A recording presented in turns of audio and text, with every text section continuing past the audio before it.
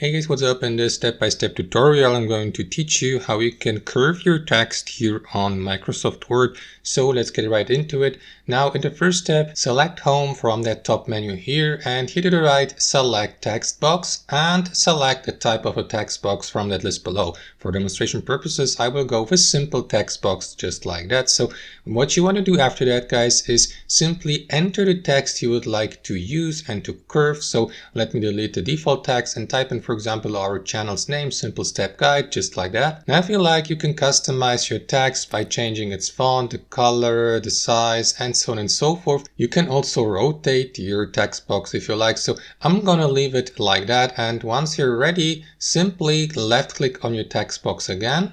Click on Shape Format here at the top, and here choose Text Effects, and from that drop-down menu, select Transform, and here to the right, you will be given access to a huge variety of various text effects you can apply.